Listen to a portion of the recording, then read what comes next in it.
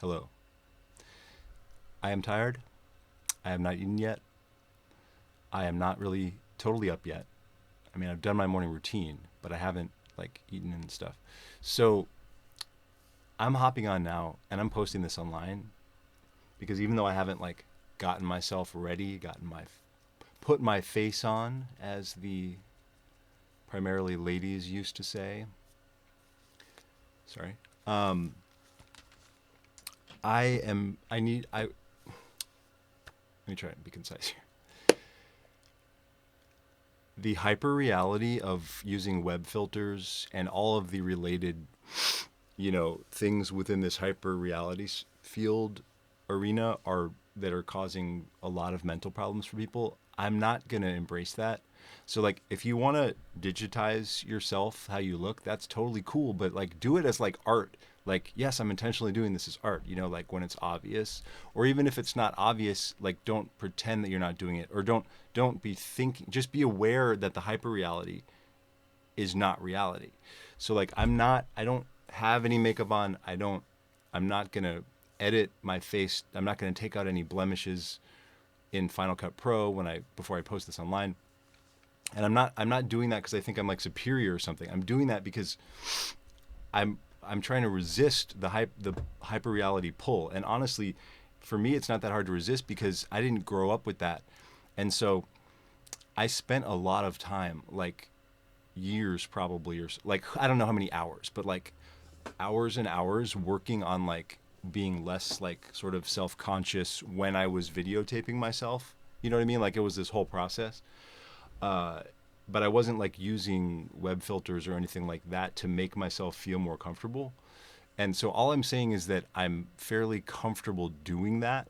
And so I just need to stand by that and just be like, look, this is what you maybe actually look like. It's okay. We need to keep the hyper reality separate. So it's like, don't think that's supposed to be what reality actually is. Like that's why I'm saying see it as like art. Like it's like this enhancement. And then you go back to real life and you're like, okay, this is what I actually look like. I don't actually have to look like that to be liked by people, to get as many fans as possible. I don't have to look that perfect. Fuck that.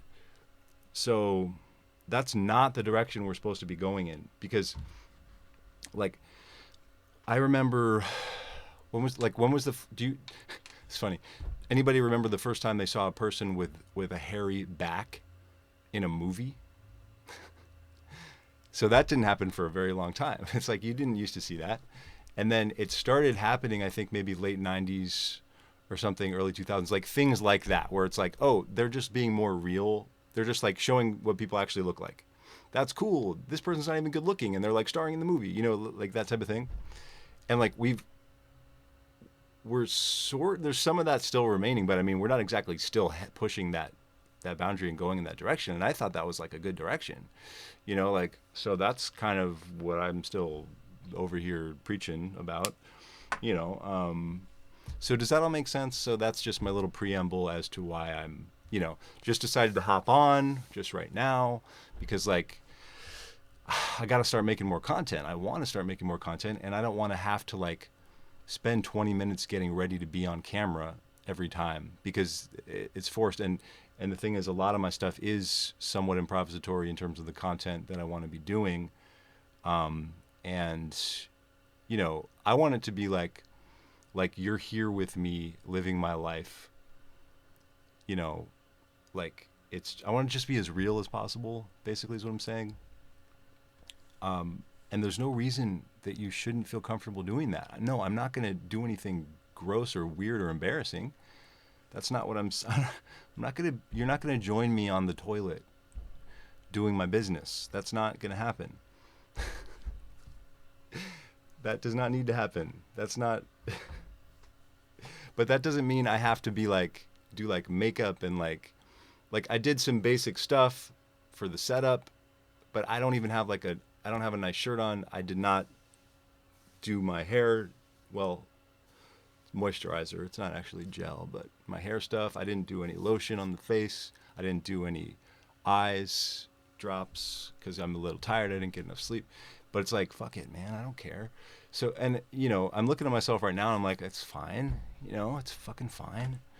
So That's the deal. Like, don't let yourself get into a head trip about like, I don't look good enough. And like, and then you like have to do all your makeup and your web filters and stuff in order to feel comfortable on camera. Because I mean, if you want to be like some sort of performer, like be online or whatever, like YouTube videos, whatever, like, I mean, that's great, but you should feel comfortable on camera. And I don't even think we should have to feel like we need to put makeup on. Like, fuck it, like if the lighting isn't optimal, then too bad, like, that's okay. That's okay. And you're not going to look that bad. You're still going to be you. And if you have good energy and you just don't give a shit and you don't care and you're just, you know, breathing and stuff, like, you're going to be fine.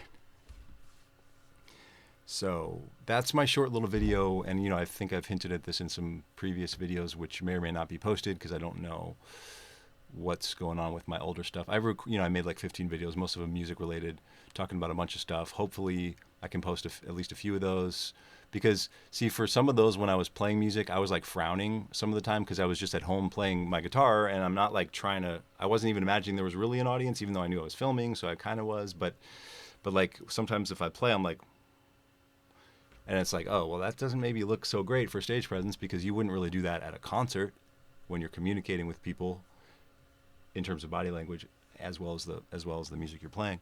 And so hopefully I can post that stuff, but I don't know. I know there was one video where I was frowning way too much, even though I was like playing good. But anyways,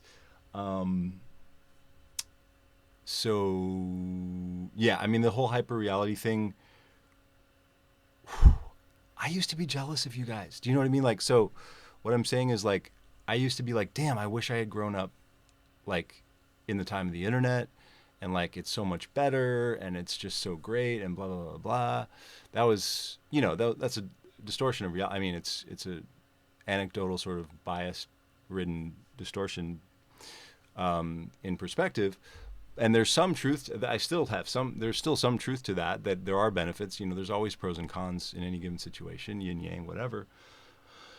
But it's like, I'm just hearing more and more about like the suicide rate is increasing, and the dysphoria, what's it called, body dysphoria, because of all the web filters and stuff, and you just don't even feel comfortable without looking totally fake. You don't even feel, and it's okay to not feel. It's okay. Look, here's the deal. Like, here's sort of a tip. Let's explore a couple approaches here real quick. It's okay to not feel comfortable putting yourself online for everyone in the entire universe to see without doing your web filters and your makeup and your this and that, all your prep stuff. That's fine. But don't let that bleed into actual physical reality as we know it, supposed physical reality, unless we're just hallucinating everything because we produce DMT or whatever. Like, let's not even go there right now. Here I am losing my train of thought, sidetracking myself. Don't then go in the other room and look in the mirror and be like, no, I'm supposed to look like that in the video. That's not good. That's not good. And if you want to make yourself up to look like that in real life, do it. That's art. That's expressing yourself. But don't be running away. It shouldn't be like a fear-based, sort of negative energy-based thing, like, oh, I'm just uncomfortable, like to be seen without, 2 inches of makeup on, or whatever it might be. So like embrace the sort of expressive side of it, but don't let this shit.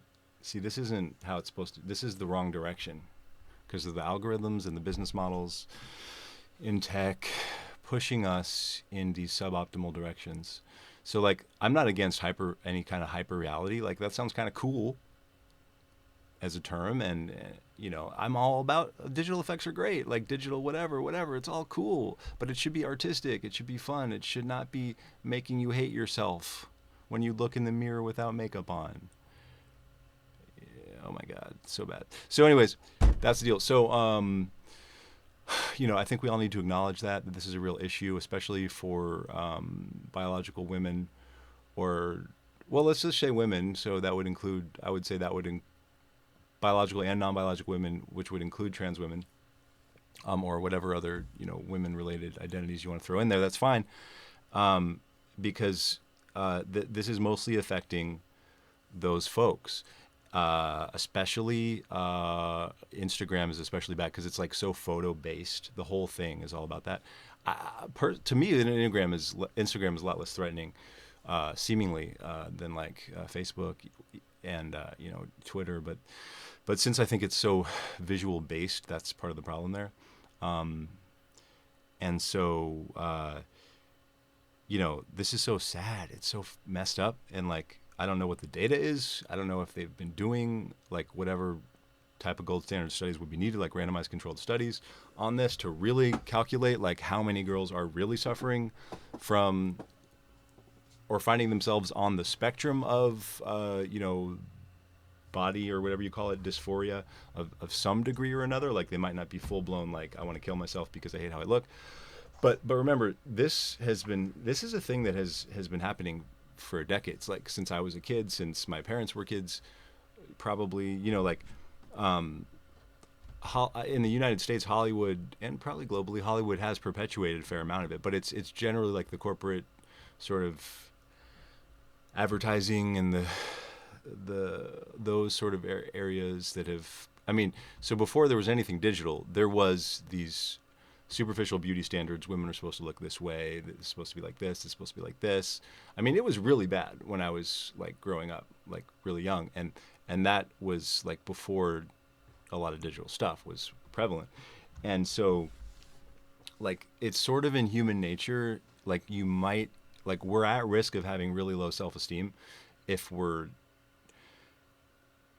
that's how we're growing up under those, types of set of factors that would cause our brains to start thinking that way habitually. But see, the algorithms and stuff apparently are making it worse and worse.